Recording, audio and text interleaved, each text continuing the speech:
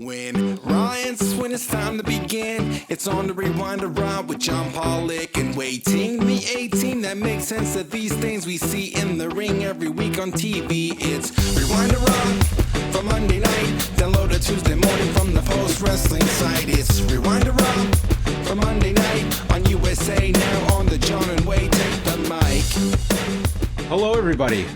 Welcome to Rewind to Raw. I am John Pollock along with Wai Ting. Hello, Wai. What's going on, John? How you doing? Doing great. Doing fantastic. Great. Man, you look refreshed.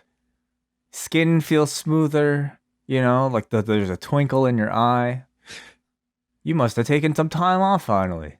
I did. And no matter how much time I take off, Wai,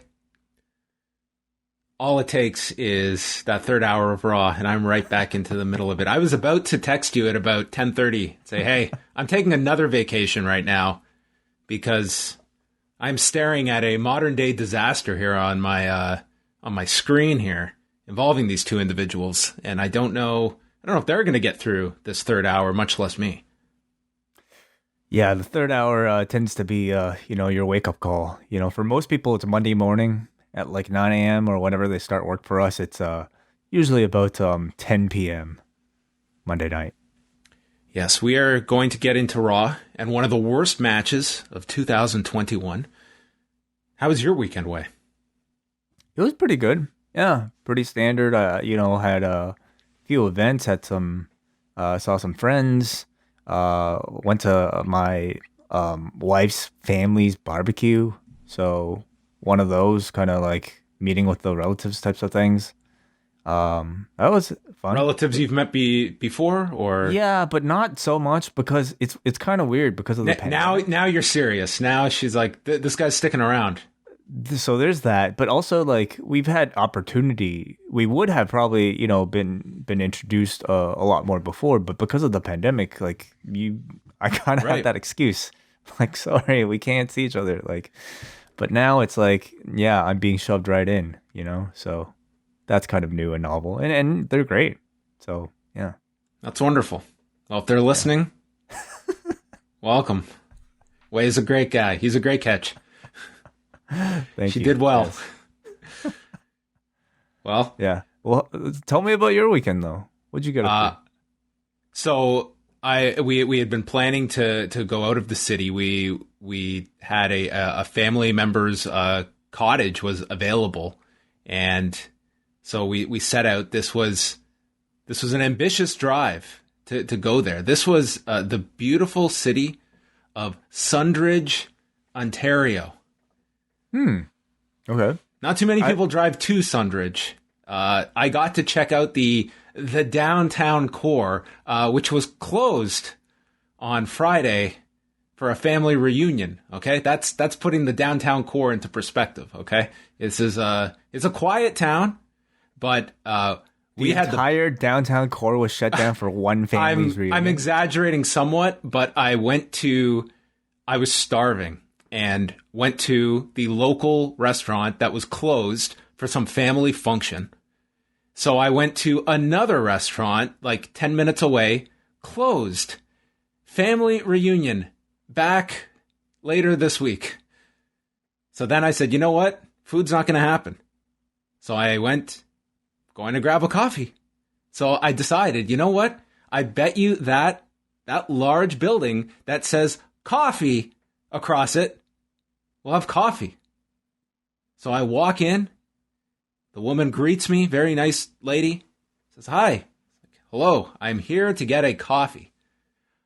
Well, you're aware we do not have coffee made. We only sell coffee beans. It's like, why on earth would I want coffee this minute when I could take these beans and go make them at my home here in wonderful Sundridge? But she was very helpful and said, if you drive 5 kilometers on the left, our coffee is available there in the store. It's like, that's it, 5K. I'm going to run blindfold to this place. So that was my experience at the downtown. But that was my observations. I'm sure a wonderful town. But in all seriousness, we had like the greatest time at this cottage. It was, like I've said before, like we used to go to a different cottage where there was no internet access at all. And I really enjoyed it. It was just cut me off. This time I cut myself off. I just did not, I decided I'm not focusing on anything this weekend except being here at this cottage at a wonderful time. We were like on the water. Tremendous time. Hell of an ordeal getting back on. That's what I want to know about, because I believe this is your first road trip with little Evie. Yes. Correct? Your first trip with 2 kids. Oh, yes. Going there, not so much a problem. I mean, Max had an iPad. Criticize me all you want. He loved that iPad. It was a great investment, okay? No, it's the best thing that happened to babysitting. Are you kidding me? It's wonderful. And Evie slept like 90% of the way there. I was like, this is easy. Sundridge, let's just keep going. We could make it to Florida if we want to. Like, this is easy.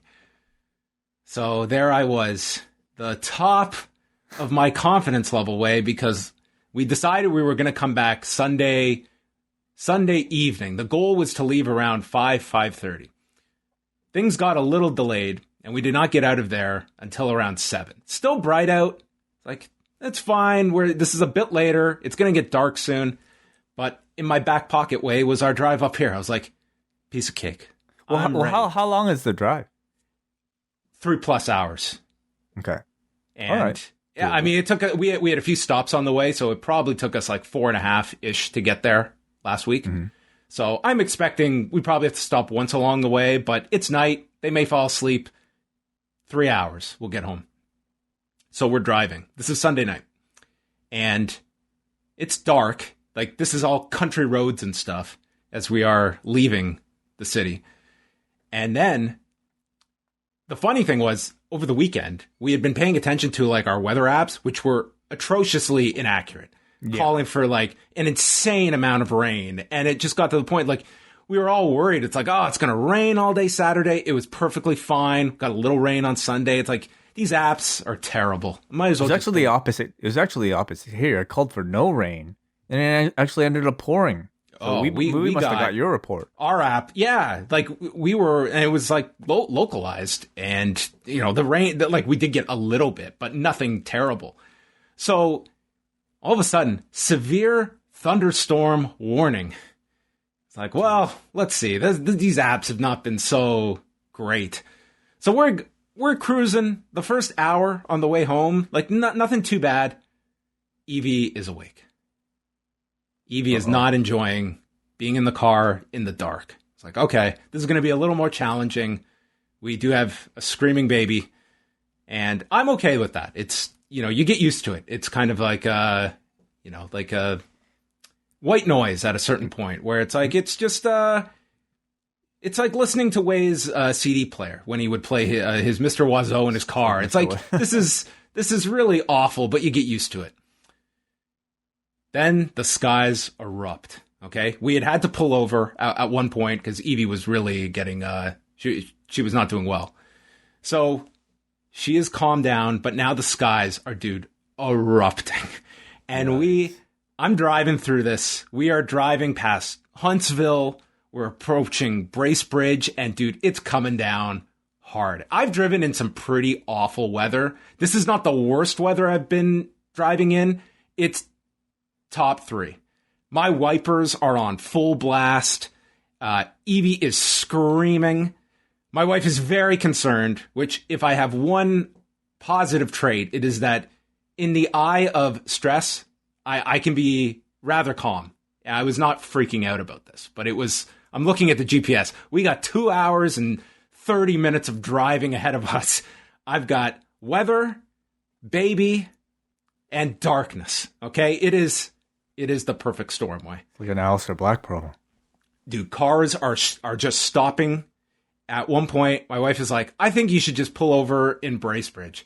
So I get off this exit, and dude, it's like the wraparound from I Know What You Did Last Summer. No lights, 2 lanes. I don't know where we're going. There is a patch. I cannot see out of my back window. It's black, okay? The wipers are just I can see probably 40 feet in front of me. I'm going based by lights. It's not good. It is That's not terrifying. good at all. Yeah. So at this point, I'm telling my wife, I was like, we're going to get off at Bracebridge. I think you should check out some hotel options at this point. And thus, we found ourselves in downtown Bracebridge, also shut down on a Sunday night. And we made our way to a hotel. And that was where we spent 7 hours, which did not turn out to be so bad. Well, we ended up having to stay overnight in Bracebridge and then wake up at 7:30 this morning to complete the drive. Wow, I had no idea. I thought you were like back last night, but wow, this was a second. I mean, that sounds awful, man. From what you did so well on the trip up, and like it seems like everything that could have went wrong. I mean, nearly went wrong. It was by the end of it, like we checked into this hotel. I check in at, dude, it's completely dead in this hotel, and it's. Do you want to guess what it costs for one night? Okay, this is from 10:30 p.m. We checked out at 8 a.m. in Bracebridge with nobody in the hotel. There were some people, but it was pretty empty. I mean, 100, Double 200, 200. Okay, I was like, whatever. It was at this point crazy. Not crazy at all. It's like when your kids are there, it's like I really didn't really care about the price, but the kicker was.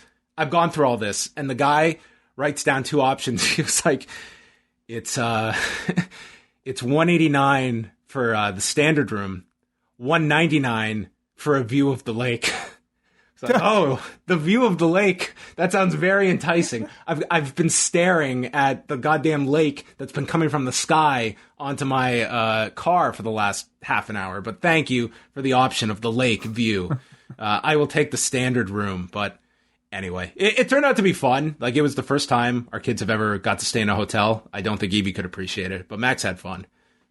And I got to chill out, and it was just ridiculous. Like, at like midnight, we're just in this hotel, and I'm drinking, like, this warm beer, and my wife's just sitting there, and we're just, like, laughing. Like, this is insane. Like, what just happened in the last 2 hours? It was just a comedy of... errors. Oh, you're gonna have quite the story to play for Evie when she asks about her first road trip. Her first time at a hotel. Yes, we'll have a great story. I'm really glad to hear that you. First of all, I think you absolutely made the right decision pulling over and stopping by Bracebridge when you did. It was a safe decision, and I'm so glad you guys are taking it all in stride and just able to look back and almost laugh about it. We had a good time. Like, we had a really good time. It was it was a stressful 45 minutes or so, but I mean, nothing too bad. That was my PSA for everybody. Awful weather. At the very least, pull over or stay over. And as always, it's a story for the podcast. Well, so I do always file these away for your enjoyment way. And everybody's, I'm sure. So thank you for sharing, John. Glad you had a great time. I did. Thank you for holding things down. Yourself, Andrew, Sino, the whole crew. And Eric Marcotte. By the way, one more day, everybody, to get the Marcotte t-shirt, limited edition, one of the hottest sellers ever at store.postwrestling.com.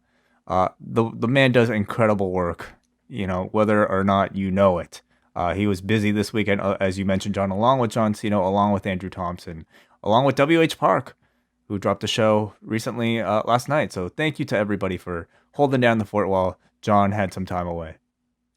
Did you watch anything over the weekend? Yeah, I caught some of EmPowerrr. I caught the Camille Layla Hirsch main event, which I really enjoyed. That was the one show I did watch. I actually ended up Saturday night watching the EmPowerrr show. Yeah, okay. Wow. At the cottage, you caught it. Cool. I did. I had internet access. I just chose not to really use it all that much. But that was the one show. I was going to watch the NWA show because I was assuming I would be home Sunday night and I was going to watch it, but I did not have a chance to watch that. But I watched the whole EmPowerrr show. I was just kind of checking in to see. I wanted to kind of see the look of it, and I ended up just sitting there and watched the whole thing. I thought it was a really fun show to watch. It wasn't the smoothest broadcast at points, but I mean, it was a real feel-good show. You could see like the women, it meant a whole lot to them to be doing the show. I thought like just it looked like a cool venue, the way the NWA typically does up these arenas where they almost take you into this time portal. It's probably the best match I've ever seen of Melina's career.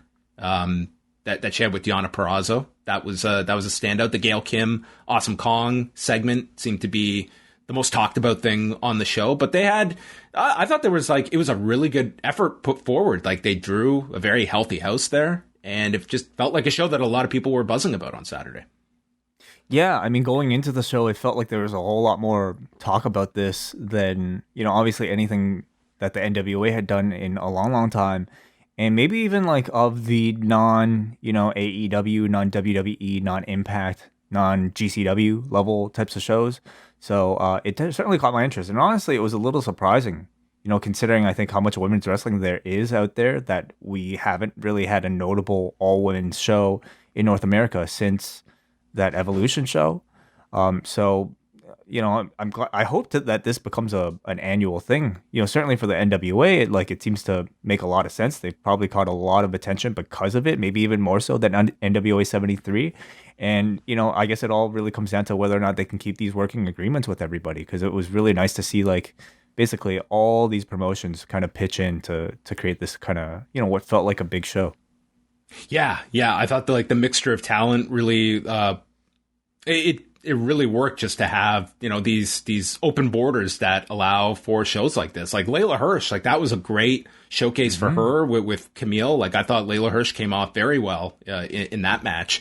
And then, again, the Deonna Purrazzo Melina match, I was really impressed by it. You had one awkward spot with this code red out of the corner by Melina, but the rest of it, they just played off Melina's pre-existing knee problems, and Purrazzo, I just thought, looked great in that match, targeting the knee, and the crowd was really sympathetic towards Melina throughout it. I think they went around 14.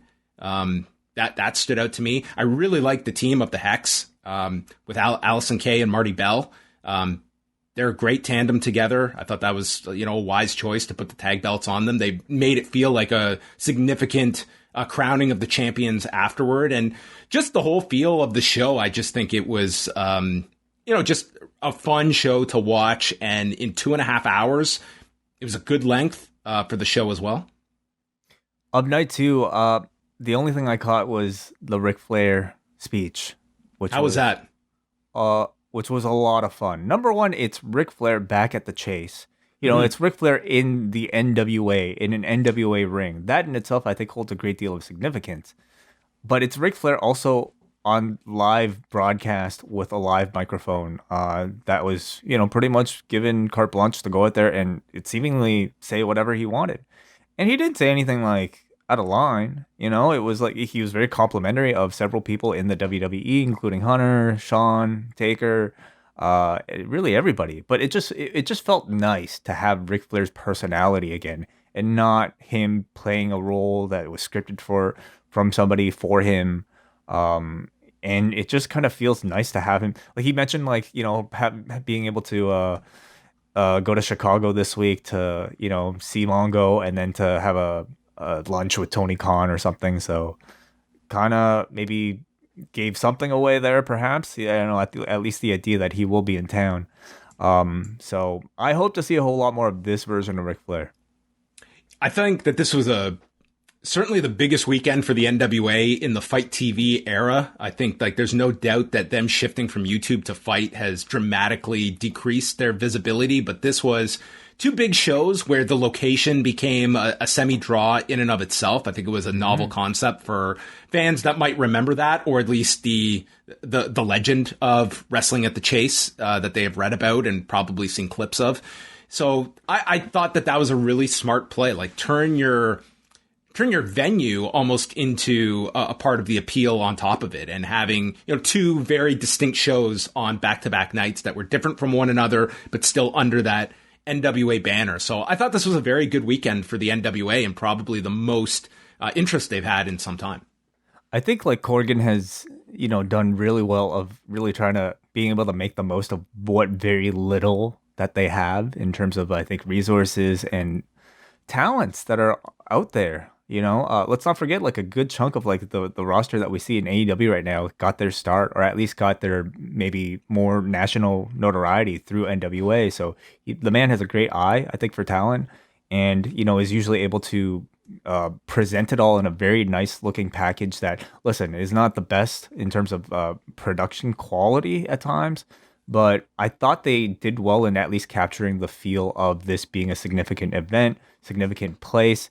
And those Aaron Stevens little videos, like those are really cool. He did one on Saturday, and then he did one on the Sunday that they look tremendous. And I mean, I don't know who puts those together. I don't even know like if it's like just a filter that they put on or something like that. But they're excellent, and they're perfect in tone. And to me, they're great things to start the shows off with.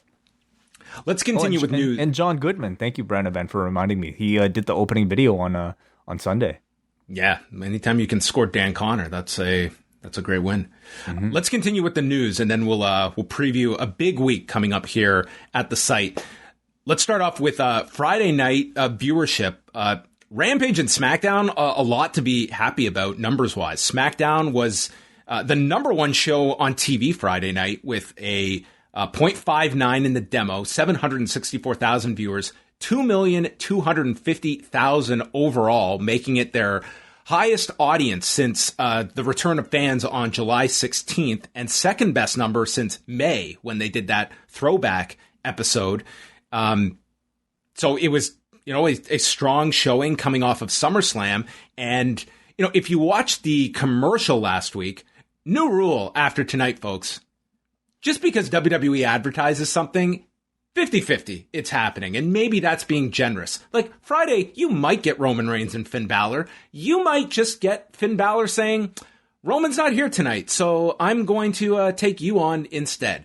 Advertisements for them, it's like, this is kind of what we're thinking. It'll be a day of call. We gave them so much credit last week for like, oh, they're actually promoting these matches in advance. I feel like they're going to take next week really seriously.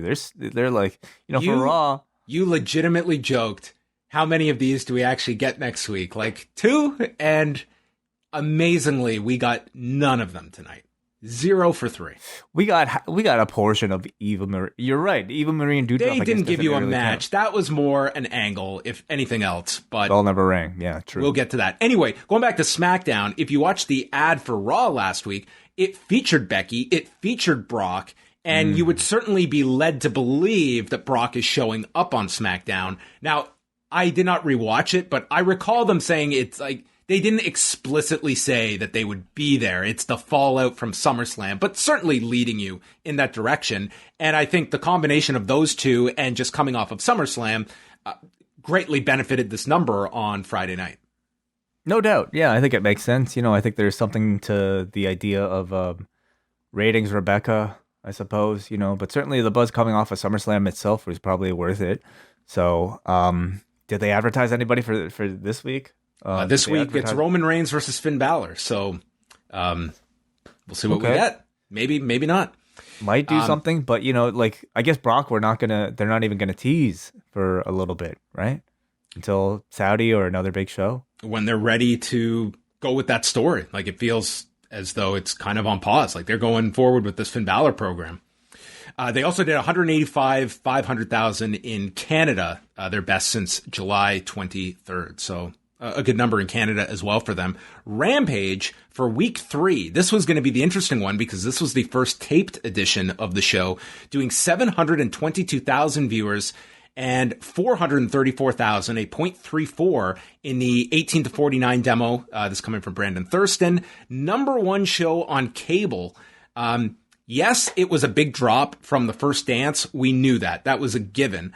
But compared to week 1, which even if you want to look at that, that's the show that got a lot of promotion for being the first one. It was a slight loss in viewers, but a gain of 9.5% in the demo from the first week.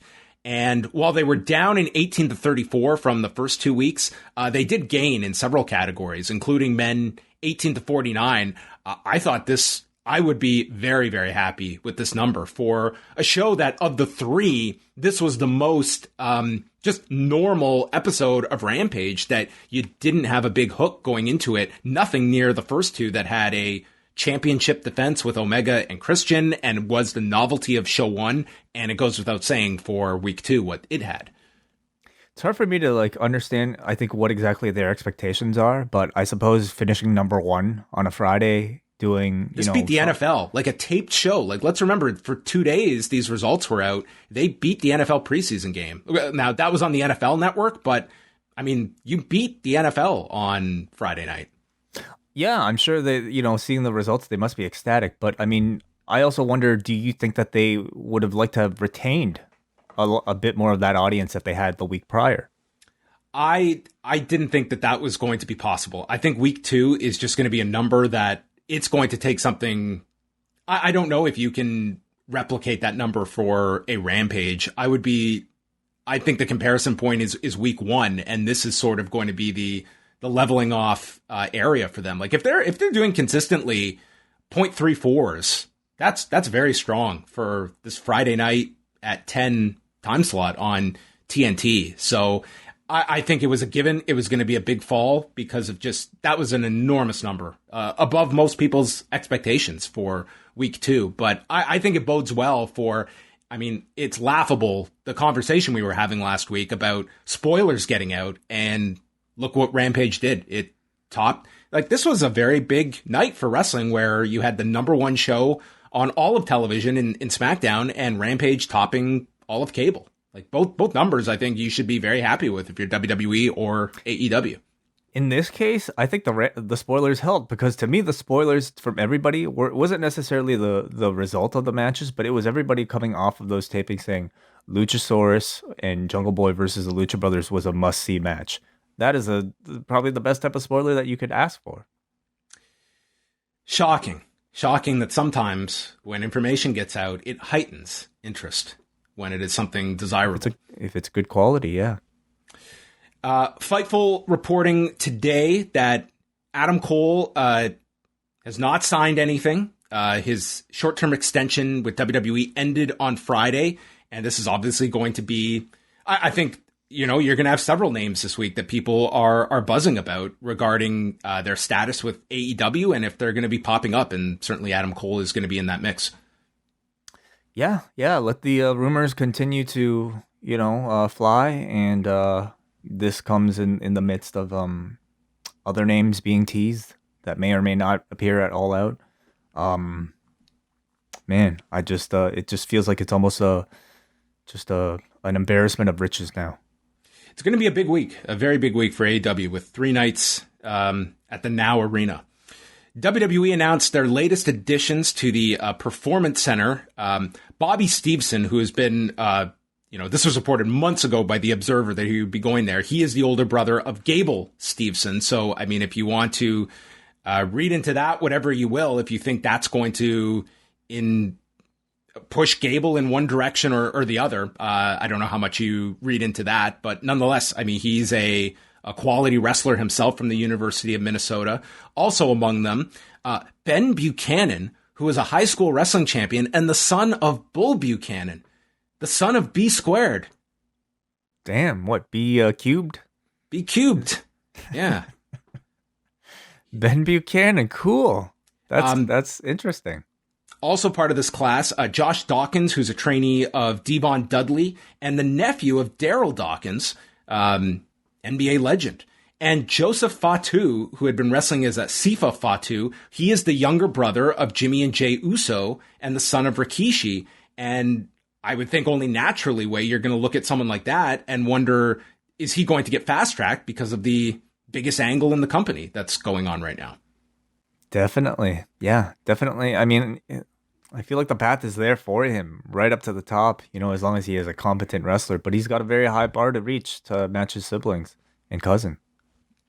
Then we have the full cards for Wrestle Grand Slam this weekend. We have 2 days. And so night number 1 will feature Tanahashi and the returning Kota Ibushi for the U.S. title, Jeff Cobb against Kazuchika Okada, Chase Owens in an I Quit match with Toru Yano for the King of Pro Wrestling trophy. Sho versus Yo. Hiromu and Bushi against Tiger Mask and Robbie Eagles. And then night 2 has Shingo Takagi defending against Evil.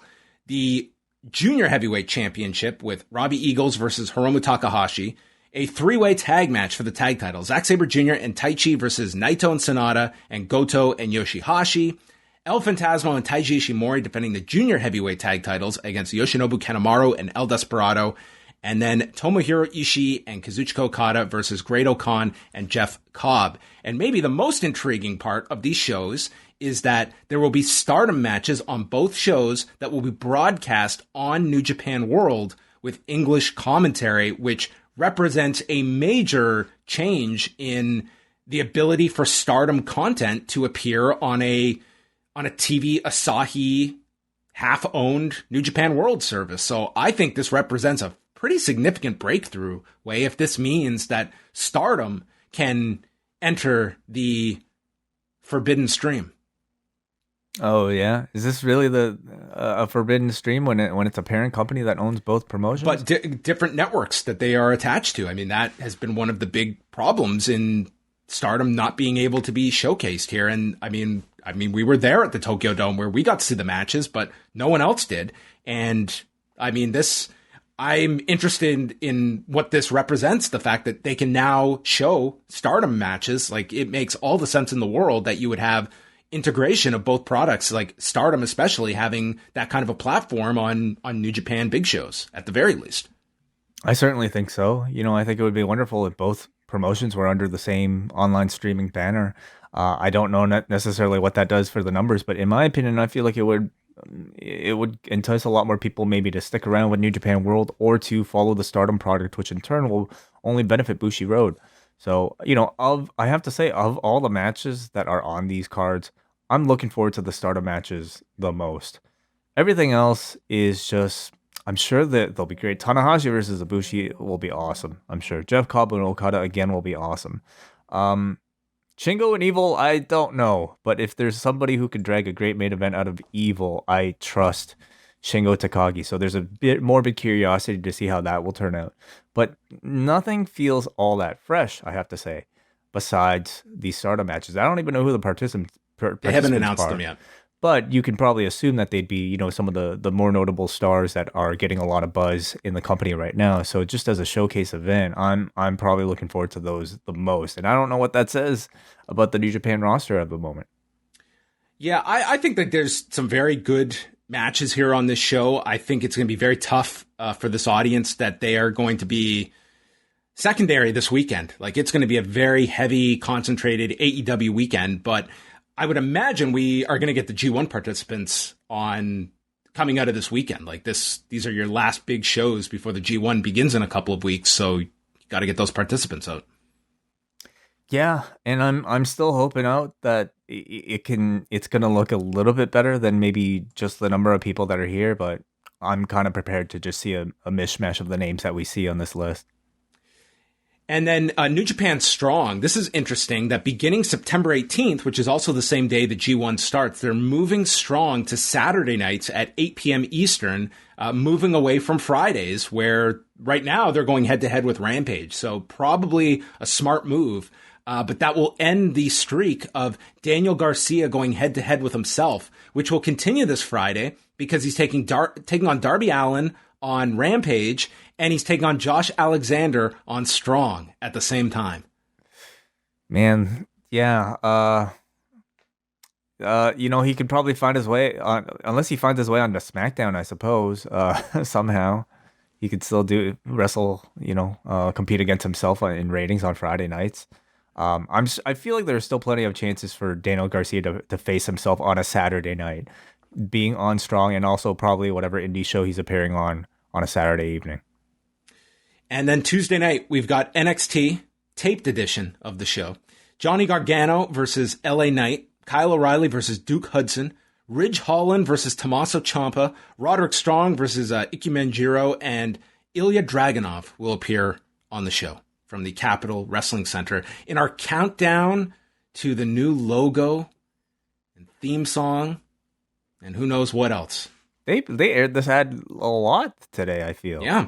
Just really wanting you to know that. The most NXT promotion we've seen on Raw in some time. It kind of feels like it, yeah. We've got a brand new color. What do you think of the logo? It's a stark contrast to the yellow and gold. So they're clearly going for a completely different, just a totally very un-WWE like. Like, it's weird to look at anything WWE that doesn't have dominant black coloring attached to it in some form. Or a dominant primary color, in a blue or a red or a yellow. So I'm definitely curious to see what this will look like, and I'm curious to see what the show is going to look like. Even looking at some of the matchmaking on the show, it's like you kind of see on this Tuesday's card, you have your old guard versus your new guard, in a Johnny Gargano versus LA Knight, or a Kyle O'Reilly versus a Duke Hudson, or a Ridge Holland versus Tommaso Ciampa. So I'm curious to see what the booking is. I'm kind of curious to see what the overall direction of NXT continues to be going forward. All right, that's all of the news for tonight. You can, of course, check out postwrestling.com, which can be your go-to place all week long. A new month, I understand, is starting this week. A great time to jump on to the Post Wrestling Cafe, especially for the month of September. It's going to be a busy one because we've got All Out going down this week. We've got the G1 starting September the 18th. So it's a packed month. A great time to be part of the Post Wrestling Cafe. Do not sign up on Tuesday. Wait till Wednesday. Tuesday at midnight. I think you should sign up, everybody. Stay up and then just get ready to sign right up for the month of September. We've got MCU later, continuing not just What If, but a review of Shang-Chi. The much awaited Shang-Chi that I'll be catching with WH. And we'll probably throw that up there like next week, actually. So it comes out this weekend. And also, the wellness policy returns this week, everybody. Me and Jordan Goodman and Braden Harrington, get this, John, we'll be talking about dating. Oh, my. So, what a conversation this will be. It's going to be a blast, I'm sure. That'll be 1 p.m. on Thursday, live for all patrons, and then available the next day for everybody else. That'll be exciting. One that I will make sure to get all the details on. So that's coming out Friday. If you sign up on Wednesday, the first thing you will receive is the brand new edition of Ask Away, the most popular mailbag show that we do. Coming your way Tuesday afternoon, early evening, where we will go through all of your questions from the Post Wrestling Forum. There are quite a bunch this month for us to tackle. So that will be out on Tuesday. And then the rest of the week, we've got Dynamite on Wednesday night. SmackDown and Rampage on Friday night will be live for all patrons. And then Sunday, it will be our all-out post-show where Wai and I will go live right after the pay-per-view for Double Ice Cap and Espresso members of the cafe. We will take your calls, big review of All Out. And it's a busy Sunday because we're not only going to be doing All Out, but we are also going to do a Patreon bonus show going through the highlights of Wrestle Grand Slam. That is correct. The highlights? What do you mean the highlights? Well, listen, we're not spending 2.5 hours going through both cards. It's going to be a concise review with the headlines. It's a very busy weekend, and I don't know how we're going to fit in 2 New Japan cards on top of this, but somehow we are going to make time our ally. I want to do a whole hour just on the I Quit King of Pro Wrestling match between Chase and Toriano. I'm going to probably spend an hour on Charlotte Flair and Nia Jax tonight, so that will be our equal focus. So there you go. But by the way, Jake mentions midnight Pacific time is when you should sign up, everybody. Tuesday or Wednesday morning, midnight Pacific time, just in case. All right. Thank you to everybody for tuning in as we now move on to the big review of Raw from Oklahoma City at the Paycom Center. The Paycom Center. A brand I don't think we carry here in Canada. What are we doing tonight? We're going to the Paycom Center. Yeah, the Paycom. The Paycom. The PC. So all week long, they advertised 3 matches. Bobby Lashley versus Sheamus. The Miz versus John Morrison in a heated battle of tag partners. And Eva Marie versus Doudrop. I will give them I don't know why they get the benefit of the doubt, but I will provide them one. We did not get Miz on the show, so there could have been circumstances beyond their control. We don't know what the deal was. There was no Miz on this show, no Kofi Kingston yet again, and no Alexa Bliss after starting the angle with Charlotte. So those are three, I would say, of the featured performers that were absent on Monday night. But nonetheless, Bobby Lashley was there. Sheamus was there. Just said, screw it, we're doing something else. And Eva Marie and Doudrop, I mean, if you want to call that delivering on a match, you have very low standards. I guess I have low standards. So I have a new rule. We have said forever that, we said it last week, they should be doing this more. Advertise a week in advance. Give us some matches. Have a week to build it up. I now say no. Do not do that at all. Stop. Just we'll tune in. We have to watch this. I don't know if everyone else is going to, but don't even bother. Don't bother. 7 days is way too ambitious for this company to book 3 matches and deliver even one of them, much less all of them. So don't even do it. It's not worth it. Maybe they shouldn't even have feuds. Just like every week we should roll dice to see who faces whom. And every week it's fresh.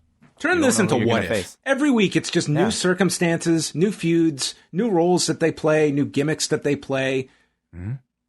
Stop making, don't like serialize any of this. It's just every week is a fresh start. Interesting concept. What would the pay-per-views be? Nothing. Interpretive dance. Maybe like volleyball. Okay. Did you watch the Jake Paul fight? Sadly, I did. You did watch it. While you're in Bracebridge, I was my curiosity got the best of me. Yeah, I tuned in.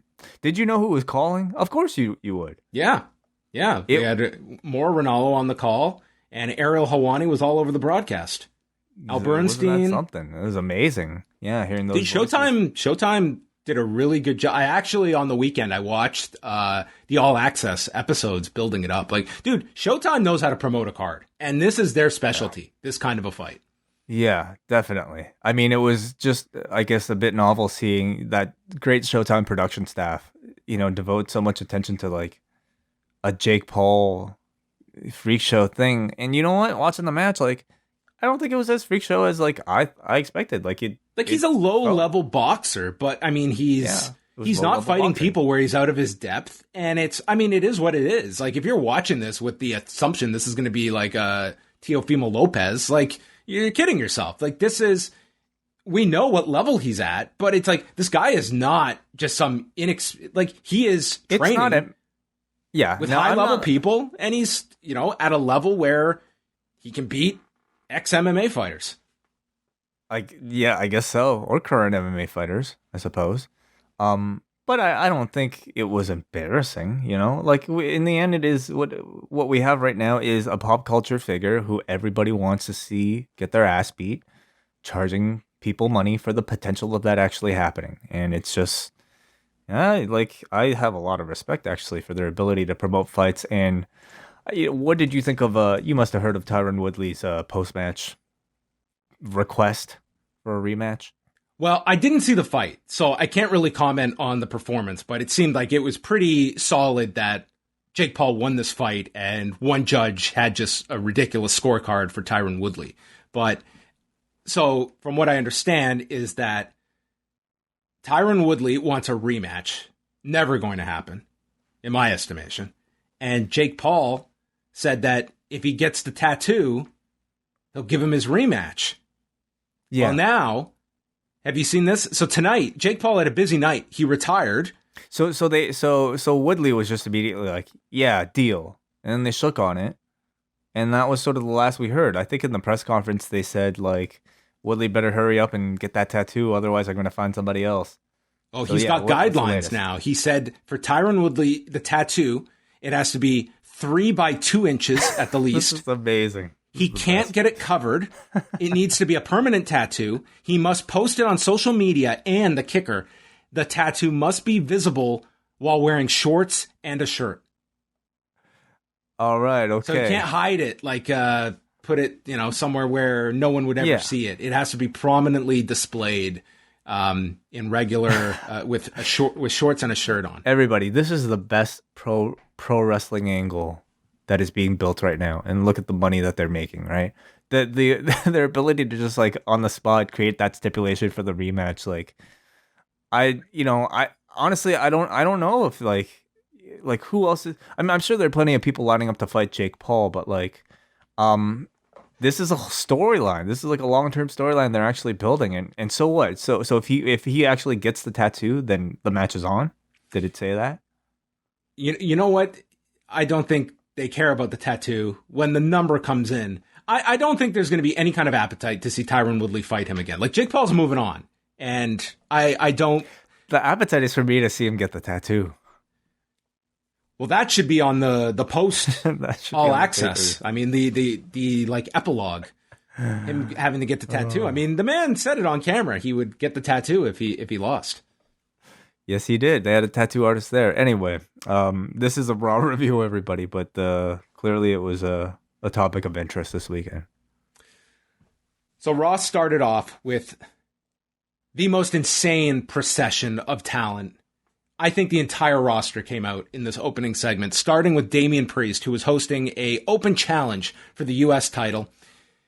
He's not a coward like Bobby Lashley. He won't be running away from challenges. Sheamus comes out to answer the challenge. Drew McIntyre comes out. Then Lashley and MVP come out. MVP says it would be good for business for Lashley to be a double champion. Randy Orton and Riddle come out next. They go on and on. There was actually a moment here where Riddle pointed out how you can't hold two titles when he realizes the two of them have two belts. And this audience actually laughed at this line. So he did get a laugh out loud moment from this crowd. Oh, they loved RK Bro in OKC. They were very popular on this show and brought that crowd back that was dying a death in the third hour. And so we get Riddle suggesting they defend the tag titles against Lashley and MVP. Zero mention of Lashley's week-long advertised match with Sheamus. I love this match. They didn't even address. They didn't even give you Lashley's supposed to face Sheamus, but this is an interesting challenge that you are presenting us with. We're going to book something on the fly. Not even that. It's like this match never existed for the last 7 days. Nobody could have expected a guy who already has a match to answer an open challenge. Both guys really just kind of threw a wrench into things. So that's just assumed, I guess. And I will answer the question every single person is saying right now. No one even cared about Lashley and Sheamus. If that's your conclusion, that's a bigger problem. That you don't even care about the advertised match. But nonetheless, Adam Pearce and Sonya Deville come out. There's like 85 people here to keep track of. They book Damian Priest versus Sheamus versus Drew for the U.S. title, and RK Bro against Lashley and MVP for the tag titles. Those are the matches, yeah. And then Rhea Ripley comes out just to say, hey, I'm here too. And that's how the segment ends, with 100 people out here. Yeah, I mean, I don't get too upset, honestly, because I had actually forgotten about the matches that they advertised last week. And it was an intriguing set of matches that they had lined up for Raw tonight. So maybe I'm part of the problem, where I just have really short-term memory. They're banking on that way. Mm-hmm. None of these people remember anyway. Nia Jax, she comes out with Shayna Baszler because Baszler is taking on Ripley, and Nia Jax promises to splatter both of them on the mat. She was promising a mess in the ring. She was telegraphing a disaster. Well, maybe they're working us. Maybe this was all according to plan. She then says, I will do the same to Charlotte Flair later tonight. Baszler is pissed off by all of this, begging the question why she's aligned with this woman and coming out with her when she's promising to... She basically cut a promo saying, you're not getting a finish in this match. I'm going to fuck it up. And the match began with the promise of Nia getting involved. Graves thinks that Jax is trying to fire up Shayna. So Ripley and Baszler had a match here. Do you know the significance of this match? Rhea Ripley versus Shayna Baszler? Tell me. December 18th, 2019. This was the big title change. These two women, the main event of the lone NXT show to beat Dynamite in the 18-49 demo way. The peak of NXT on USA Network was this match. Wow, that long ago. Okay. Baszler is working the arm. Ripley just smiles and then catches a kick and makes her come back. Baszler then works for an armbar. The hands are clasped, but Rhea gets to the rope. And then Nikki holds her hand. Nikki Ash, by the way, is brought out by Ripley and is in her corner and gives Rhea power by holding her hand. Oh, it's emotional support. It's very comforting. The Kirifuda clutch gets countered. Rhea tries for a riptide, but Nia destroys Nikki on the floor. This distracts Rhea. Baszler tries to cradle her, but is reversed, and Rhea pins her in 10 minutes and 29 seconds. Before Nia immediately lays them out. So she didn't get involved. She waited for the finish here and then got involved. Well, she distracted Rhea, which was supposed to lead to Baszler winning, but Rhea outsmarted her. A very rare instance of a babyface outsmarting a heel. Sure. Usually the other way around. Yeah, I thought it was a pretty decent match from what we saw. You know, they are telling a bigger story here of Shayna being unhappy with NIA JAX. So we shall see what's going on there. The Viking Raiders spoke about honor, valor, and unbridled bravery. You will bear witness to the true nature of the Vikings, and everyone will realize that the raid is on. Raid, raid, raid, raid. Mm-hmm. Yeah, you know, so clearly they're giving these two a push. They're giving them the promo. They're going to get the win in the match we're about to talk about. So they're putting some effort promotionally behind these two. But unfortunately, the characters are just so awfully... I mean, for two people who dress up as Vikings, they just come across as awfully generic and forgettable to me in what they say and how they present themselves. I just... Man... I just don't really know. They don't really come across so much as like cosplayers. They come across more as like kids party entertainment that you might hire if you wanted to hire Vikings for your kids for some reason. They both come with a flat rate. Sure, I guess so. They're comedy Vikings, I guess, and I don't even know if like that's a real thing. Are there comedy Vikings that exist? I mean, you've got to laugh to be in this position. Like I feel like they would be the medieval times versions of Vikings. That's a great comparison. You know, they are the medieval times Vikings. Yeah, with turkey legs instead of the chicken. Very underrated meal, as I've said. Medieval times, solid meal. Yeah, yeah. They had the advantage. Oh, they took on Jinder Mahal and Veer. They had the advantage on Ivar. Shout out to you here because Jinder Mahal brought back your favorite, the half Nelson, half Chinlock special. Is that my favorite? The Baron Corbin routine. That's right. The specialty, the special move. This is like sign language for tune out now. Man, Matt Cardona needs to work this into his repertoire for his next GCW match. Have you seen the new GCW belt? No, I have not. Oh, it's got Velcro on it? It's got Velcro and a spinning. Like, it spins, dude. He's doing a great job with that. Yeah. It's great. Ivar cartwheels away, tags Eric. Jinder's thrown to the floor. Ivar does a cannonball to everybody. And then Jinder is the one to take the Viking experience and get pinned in 449. Maybe mildly surprising that it was Jinder and not Veer. I guess so. I suppose so. I think they've just probably given up on Jinder now. You know, now this is... We got our 5-minute match with him and Drew out of the way. We spent all summer... now he's motorcycle done. Versus sword. Now he's Text done. Controversy. It's over. It's time to just move them down. They're out of replicas. You know, they're out of great story. You know, clearly for this feud. So it's time to slide him back down the card. Damian Priest, Drew McIntyre, and Sheamus for the United States Championship. Drew came out with Angela. They go through the commercial early, and this was hands down the best thing on Raw. They got 3 segments, and it was like a very physical match and a big spotlight for Damian Priest. Drew sets up for the future shock, which gets countered by Sheamus. Drew is sent into the post, shoulder first, and then Priest makes his return. We have Drew hitting a Michinoku driver on Damian Priest for a 2 count. They got into a lot of creative near falls. Drew did his pop-up from the Tree of Woe, suplexing Sheamus, who sent Priest off the top with a superplex. And Drew then pops up, suplexes Sheamus. That's where he sends them off. There's a cloverleaf by Sheamus that gets broken up by Priest. There's a white noise off the middle turnbuckle.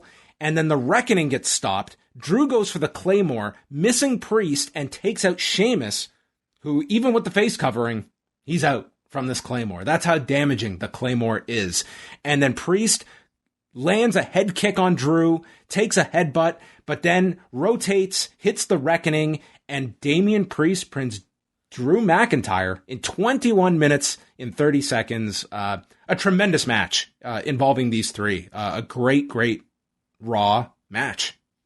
Yeah, I really enjoyed it. I agreed, probably the best thing on the show, although I thought the main event was actually very good too, but this maybe even a step above that. Surprising finish here, especially with Sheamus being in this triple threat, that it was Damian Priest pinning Drew McIntyre. Would not have predicted that. It's a huge win for Damian Priest and tells you that they are very serious about him, and not just serious about him as some sort of mid-card act. They are setting him up either as the next title challenger or fast-tracking him to some sort of world championship level, because you don't pin Drew McIntyre too easily. And it's either like, they are like, even after at the end here, you had Drew shaking Priest's hand almost as if it feels kind of like these two either are set on their own rivalry, or if it was some sort of like passing of the torch of the lead babyface role from Drew to Priest. So clearly, I feel bad for Drew. He won that sword, and I don't think it's done him any favors. It's that gender feud has really kind of taken him down a notch. But good for Damian Priest. They're serious about pushing a new guy. Listen, I'm not going to complain about what they're doing. Like, they are putting everything behind Damian Priest, and I kind of like that this went against your WWE formula, where I think everyone thought Sheamus is the fall guy here. They went a different way. And you can look at Drew, that I think like there's a lot, I think there's a lot of mileage in Drew McIntyre, but he is not the focus now. It's Damian Priest. So you're building up the top guy. And they're sticking to that step. He cannot challenge Lashley. So a very, very strong match. This would be the match I would recommend from the show. They showed the clip of Bill Goldberg. He needs knee surgery. He has ligament damage, and Gage has a messed up shoulder and neck. He's no longer coming for Lashley's title. I'm coming for his soul, and I'm going to rip it out of his chest. Which is that where souls live? That's a stipulation. Soul ripping. Okay. I'd love to see that. I'd love to see how that one ends, how they book that one. I feel like I think Goldberg's promos, at least in this one, I thought it was like really brief, but I thought his delivery and his presence were really strong. And despite how he might look in the ring these days, like, he can always get the crowd excited for another match simply like by the way he talks. Like, it's just enough to like at least inspire maybe a casual fan to think that, oh, I want to see this guy fight. He pulls out a rifle. I'm going to kill him. That would, very believable with Bill Goldberg. That would take the man's soul out, yeah. Reggie is outdoors. This man's never going to see the inside of an arena again. They're going to be on location for the end of time. I'm fine with that. He dreamed as a child of leaving his hood and traveling the country. Now he gets to do so. And Tozawa and Truth are dressed up. Tozawa is in a dog's outfit. Truth is wearing the same wig that Bill Goldberg wore in 2003. And they throw a frisbee. Now, the highlight of this was Tozawa selling the frisbee. Yes. Among many highlights. Reggie jumps over this gate. He's at like a kid's playground. He flips off a hill and then goes onto this bridge and ends up balancing off the ledge and escapes from R-Truth and Tozawa, where Truth says that every dog gets his day except for you. Did he really say that? That Tozawa. Somebody scripted Akira Tozawa to say that line. No, Truth said that. Oh, Truth said it. Okay. Either way, it's I maintain that it's actually really impressive how these are all one take, and I think Reggie is actually really great in these. The way he is able to perform and do his flawless acrobatics the way he does. I think Truth. Again, everybody, this isn't going to be everybody's cup of tea, especially if you're over a certain age. Okay, if you're probably over the age of like 12, I don't imagine this is entirely going to click with you. But if you can reduce your thinking to maybe that of a 12-year-old, I think you'll see that these are actually perfectly inoffensive and, in fact, maybe even a little bit enjoyable.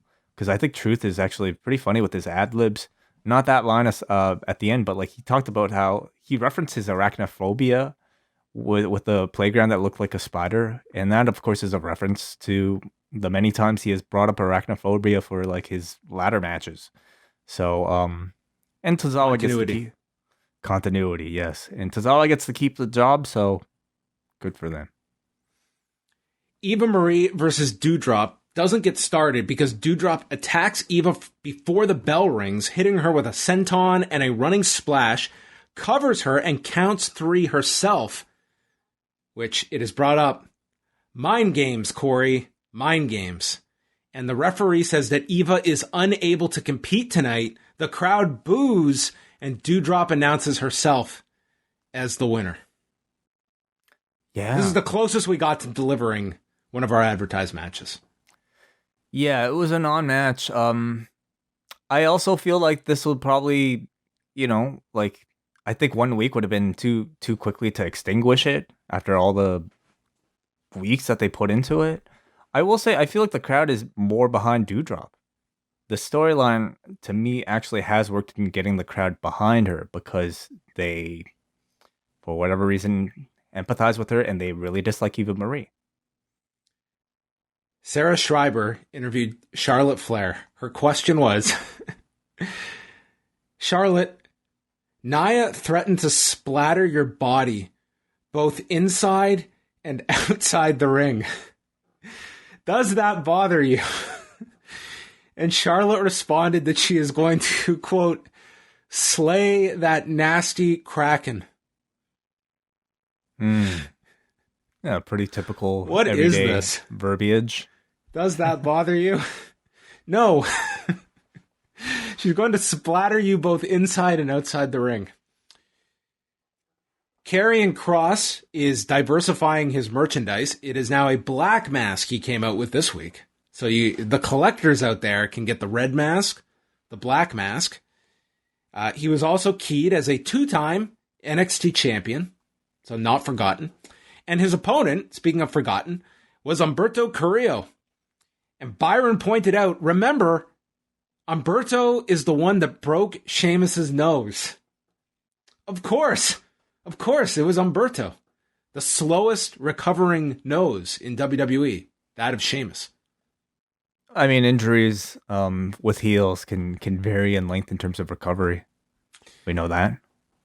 So Karrion Kross had to have a 4-minute match with Carrillo, where he basically no-sells all of Carrillo's offense.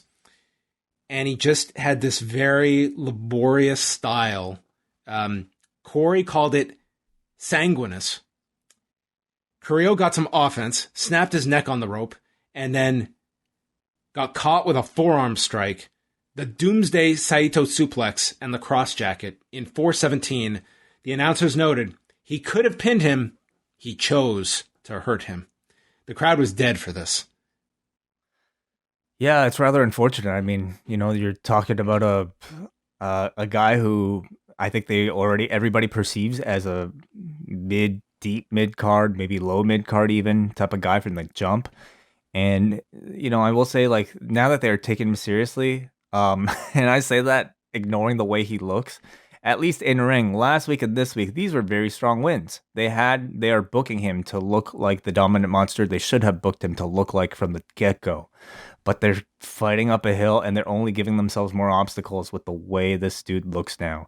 The gear looks so stupid. It's hard to really take him seriously. I imagine in the weeks ahead, I'll probably get used to it a little bit more. But I don't know if this crowd is gonna think this guy is that cool. He reminds me of like an early '90s gimmick. Like he looks 100%. This felt like an episode of Superstars from 1990 with a ridiculous gimmick and a style that's like it was very dull. Like this was very dull. He looks like Ludwig Borga. Google, everybody. Like he's got the same type of straps, similar hair. And that thing fell pretty flat back then too. Riddle was hanging out with Orton. We learned that Riddle graduated high school. They're going to team up tonight. The main event. Charlotte Flair, NIA JAX. Non-title match. This match was an unmitigated disaster. Flair goes to the floor early, and then she is hit with a headbutt and is beaten down. And I tried to trace this. Like, where did this just fall apart? And my best detection was after suplex. Jax lifts her up and just dumps her. And Flair just crashes onto the mat, which is accompanied by Corey Graves noting, "This is getting ugly."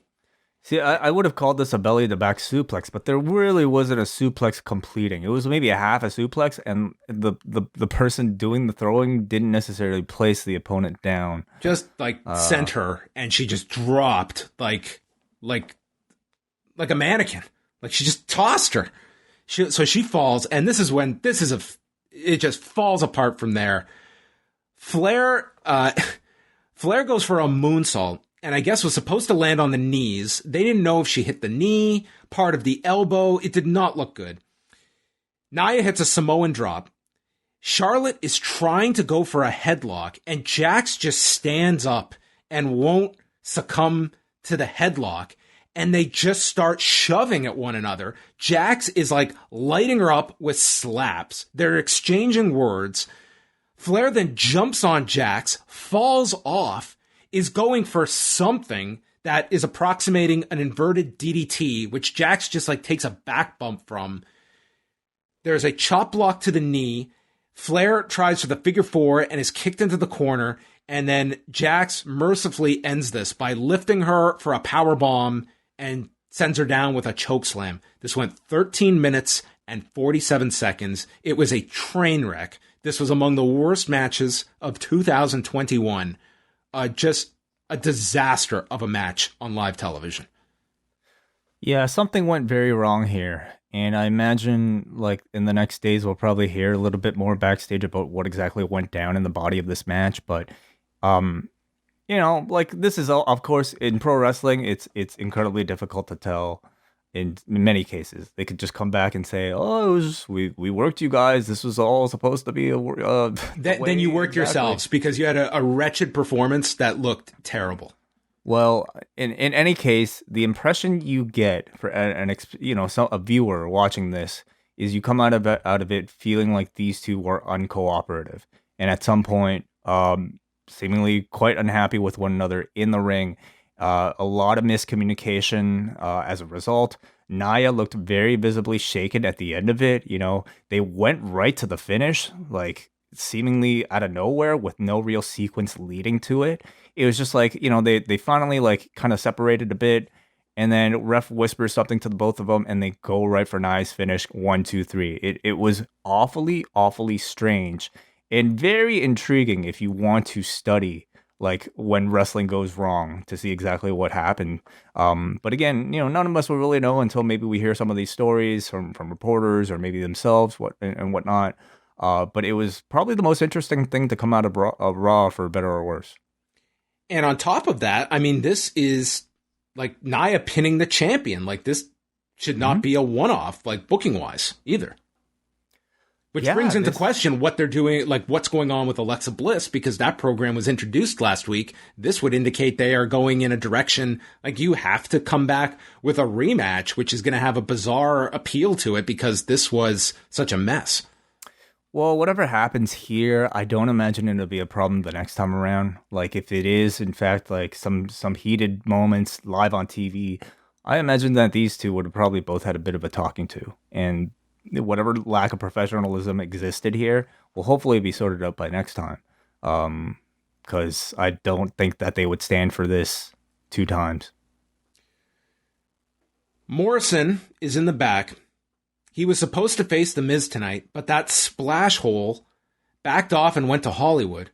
So instead, I've been granted a match with the largest person I know, and we go over to Omos, who is there standing next to him, and quotes the legendary Prozac, telling John Morrison, "Sucks to be you." I know. Very nice. So, yeah, and no Miz on this show, so who knows what the issue was there. I would imagine potentially just something that, was out of their control if Miz was not available. That kind of makes sense, but the finish to this absolutely does not. Well, we will get into this. This is not going to get as much focus as the last one, but this was about as bad as you were going to get for a 2-minute match. Omos immediately swats away the dripstick, and Morrison comes off the middle rope, and he's supposed to go into Omos, who's to catch him, like by the throat. Omos is nowhere near in position, so Morrison has to land and basically run into the hands of Omos, and then get tossed around and sent to the floor. Morrison comes off the steps doing his parkour and slips on the floor. I thought his knee might have given out, but he appeared to be fine. It just looked like a slip. He's no Reggie. I guess not. No, not here he wasn't.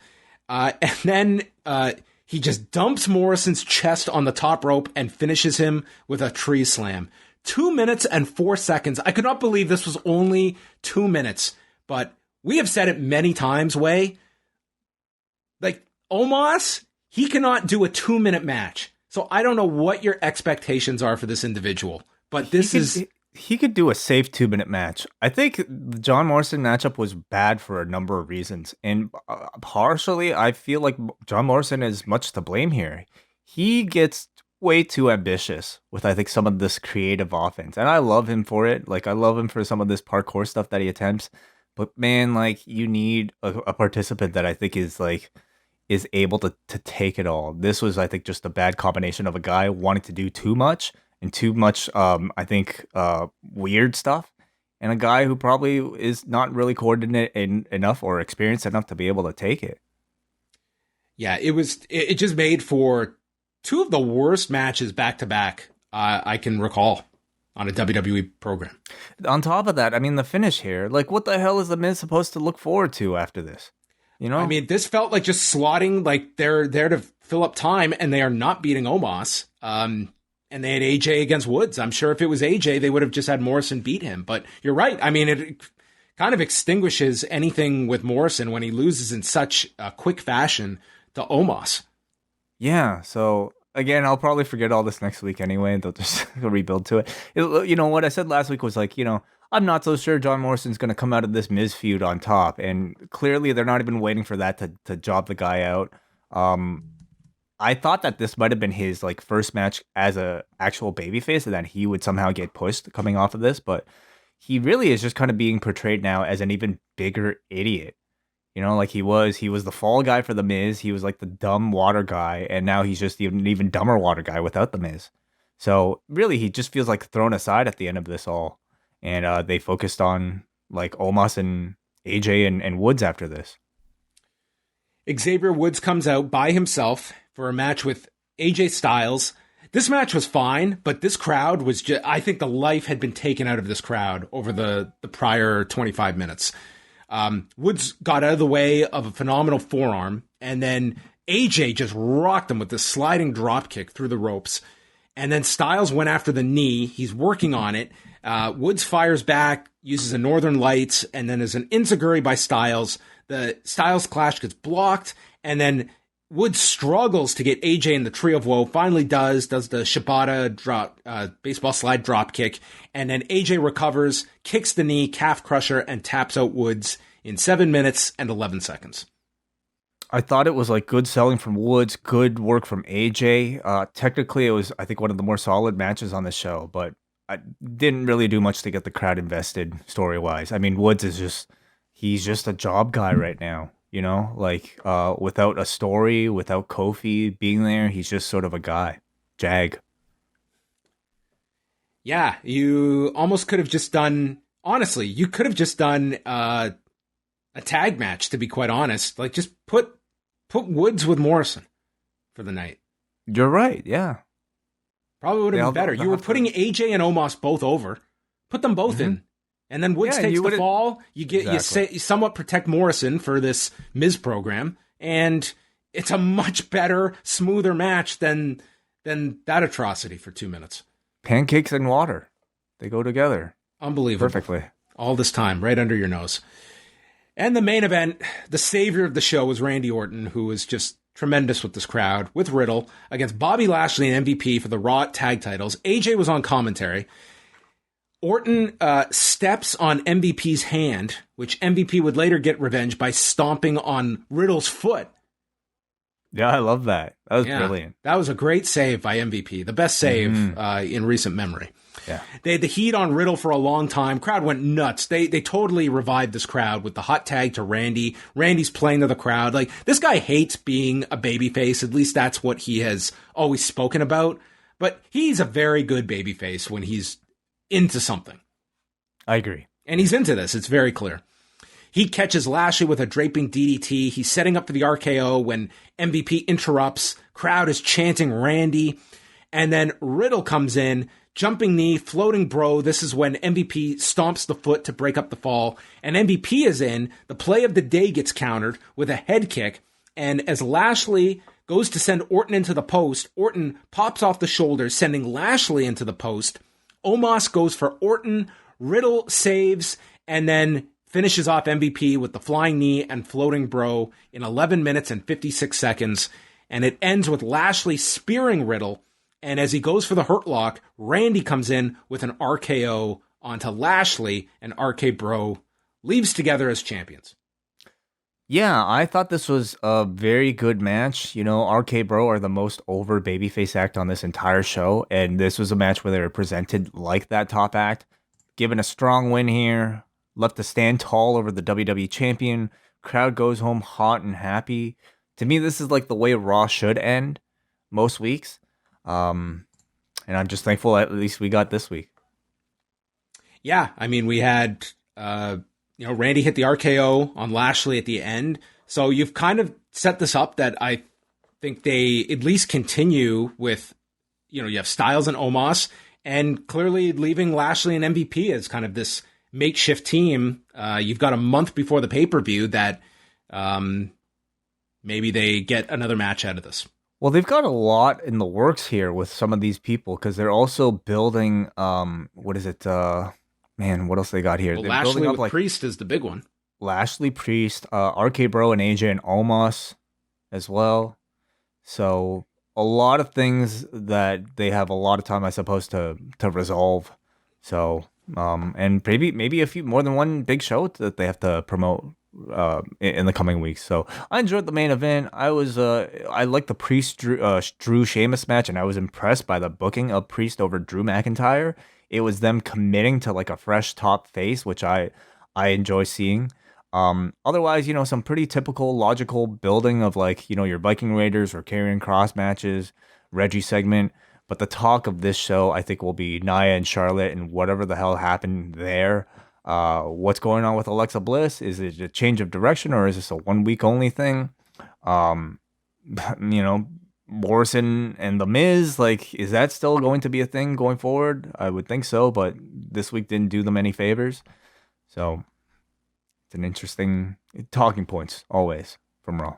Yeah, this certainly had them, this Raw in Oklahoma City. And to their credit, they advertised nothing for next Monday. So Good. It's a clean sheet next week. Book to your heart's content all week. Let us know Monday at 8. If it'll be on at 8. Maybe they'll start changing that too. It'll be on at like 13:48. Maybe if they got paid $265 million a year to have cards ready every week, I think at that point they would book a week in advance. You think USA would have something to say about, hey, like, we ran ads for this, you know? All part of the entertainment. Yeah, cards. Where's Raw on the cable charts? We're good. These guys know what they're doing.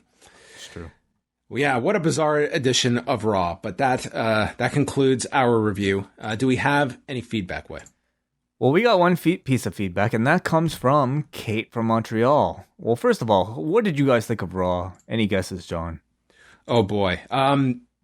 It did have main event was a very good match, and I thought the three-way was a great match. So you had that, but man, that was really offset by some of the mundane stuff, but they also had some awful stuff in that third hour. So this, I think this will still finish below 5. 4.5 is what the show got. So you're right. I know this audience, Way. I know how they tick. Right. Let's go. I'll read this, John. Kate from Montreal says, for once, I'm going to remember this week's Raw. I'm not sure WWE would be happy why, but the image of Charlotte versus Nia seemingly developing into a legitimate brawl. If it wasn't a brawl, then it was a spectacularly awful match. Funny thing is that there was some very good wrestling on the show. The three-way in particular was really enjoyable from 3 of the hardest working men in the company. The main event was good, and for the length of time it lasted, Shayna and Rhea had a good match.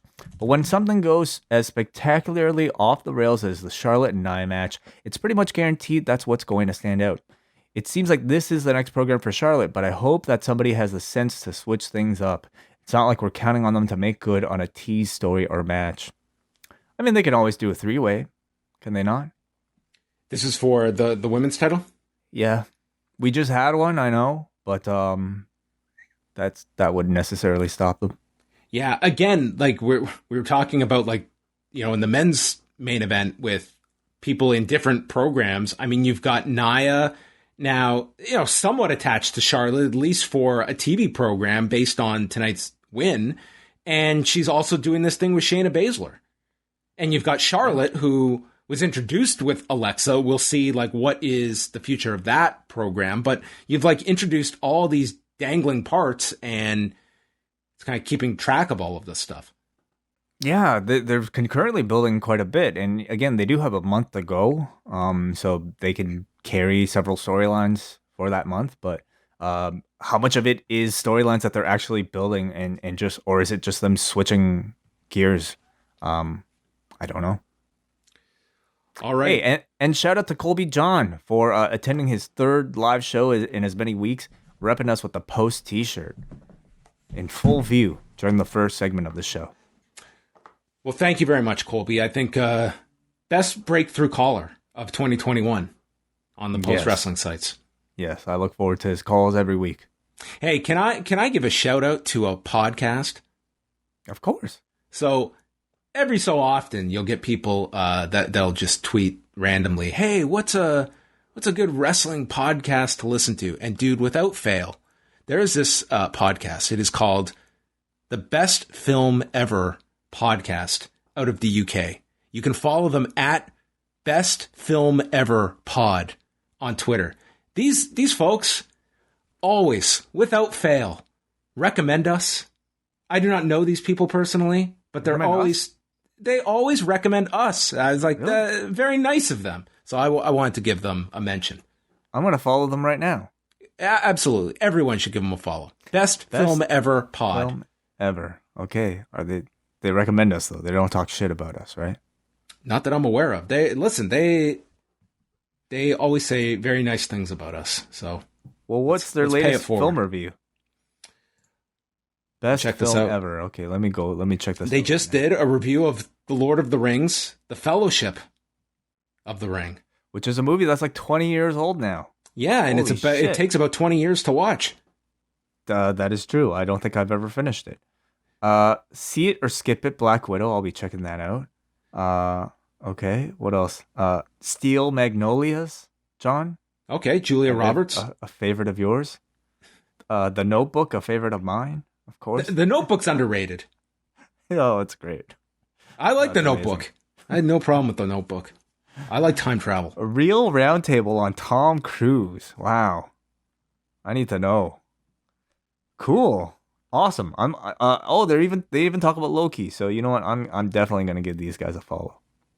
So right. I recommend them. I recommend the Best Film Ever podcast. Best Film Ever pod. Yeah, that's what I said. Okay. I thought maybe you were on a different one there. All right. That's going to wrap it up, folks. We are done for the evening, but we're back. Plenty of shows Tuesday. Check out the Ask Away mailbag. You can still get your questions in if you're listening to this on Tuesday morning. Wait, what are you going to do after this? Man, there are like 2 Best Film Ever podcasts. There's one that's like there's one that's like Spanish, so I don't think it's that one. I don't think so either. Okay, good. Just want to make sure I recommended the right one. What am I doing after this? Yeah. I'm going to segment out some of the best clips ever from this podcast to upload on the best YouTube channel ever, youtube.com/postwrestling. We had tremendous growth over the last few weeks, John. It might be because of CM Punk. I think it's just because we've just been doing such a great job, but help us get to 10,000, everybody. That's our goal. We've just recently passed 8,000. Get us to 10K, and we can brag about having a 5-digit number. YouTube.com/postwrestling. Yeah. All you have to do is hit subscribe. Costs you nothing. It gives away a smile. What more could you ask for? You get to see what we look like. I upgraded my camera recently, John. We're about to upgrade yours. You know? Yeah, I think people complain about my camera, so that's wonderful. Yeah, we'll put some work into it. We'll make you look... give you a whole makeover. We'll get there. Hey, am I going to see you tomorrow? In person? Yeah. Oh, yeah, absolutely. You forgot, didn't you? No. I remember. I thought you were talking about the recording. No, we could do that in person, too, if you want. Yeah, we could. It's up to you. That's a no. That's like stay at home. And then, yeah. I don't care if you come. We'll talk about it off air. Okay. I'll call you in a minute. Anyway. All right. Thanks to everybody for listening. On a serious note, I want to give out my thoughts to anyone affected by the hurricane. I was reading a lot about it today. It's man, there's some really graphic video out there. So I hope people listening to this, if you are affected by it, I hope things are looking better. It's pretty brutal out there. So on that note, we will say goodbye, farewell, and fall away. In life and in death. What the? Yeah. All right. I'm done. Oh my God.